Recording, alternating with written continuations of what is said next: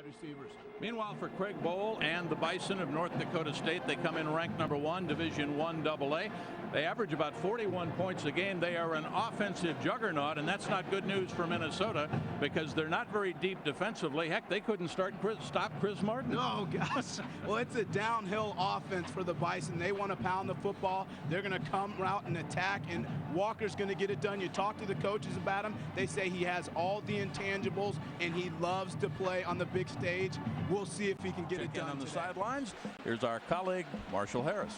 Well, Jim, of course, maroon and gold, that's the colors that you expect to see in the stands. But as you mentioned, a lot of green and gold in the stands. Kind of makes you wonder who's left in North Dakota to watch the game when you look around in the stands. One big thing about this game is it is the Super Bowl, and the fans and the players are treating it as such. Yes, they are number 1 in the football championship series. Sean Bebo, the sophomore from White Bear Lakes, Minnesota. One of those 33 youngsters with the kick, short kick, and good field position for Minnesota to start just shy of their own 40-yard line, just across midfield. Weber tried to set up the screen, now finds an open man. That's wheel right, 1st and 10, Minnesota. Inside the Bison 20. Decker in motion. Decker on the flea flicker, wide open, touchdown Minnesota. Ralph Spry. Steve Walker, 6'1½", the senior quarterback out of Lockhart, Illinois. 6 interceptions on the year, but 11 touchdowns. His longest 75 yards. Completing about 72% of his passes. No, it's staggering what he's doing. He's thrown 688 passes and only been intercepted 15 times, so he's deadly accurate. He'll have to be today. Heckendorf wide to the left. North Dakota State, they have scored 5 of their first 6 possessions, so they are just like Minnesota, looking to get out to a fast start. There goes Tyler Roll. He just fell down. Hightower on the tackle for Minnesota. The wide receivers, keep an eye on Heckendorf. Belquist has been the favorite receiver, 20 receptions, but no touchdowns. Buckman, 76, anchors things on the right side, the 300-pound sophomore at right tackle. 2nd and 12 after that loss of 2. Schulten over, wide to the left. Pulled down near the 23. Not much doing for the sophomore. Looking at 3rd and 7. Belquist was to the left, out of the backfield. Tyler Roll. Roll explodes, breaks it at the 40. Across midfield. Roll on a roll.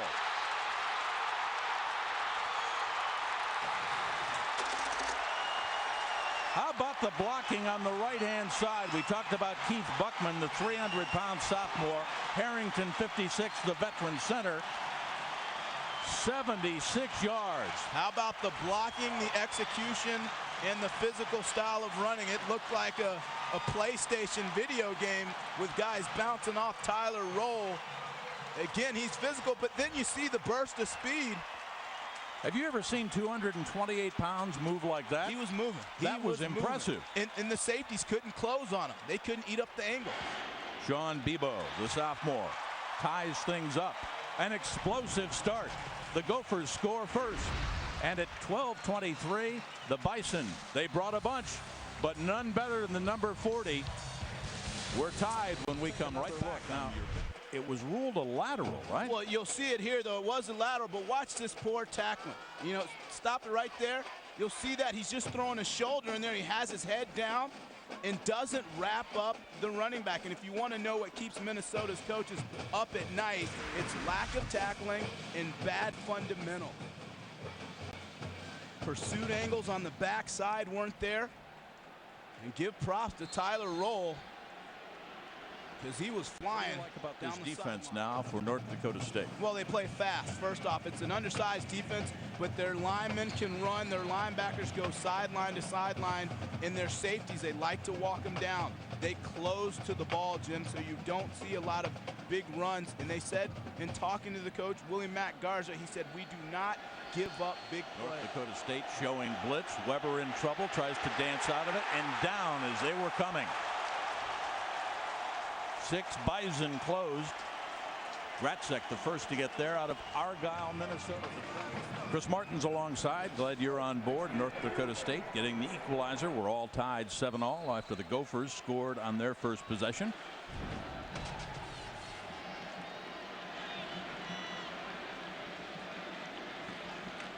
Walker fakes the handoff, pulls it down, got his man at the 45, dancing for a first down. That's Alec Belquist. He got to the edge.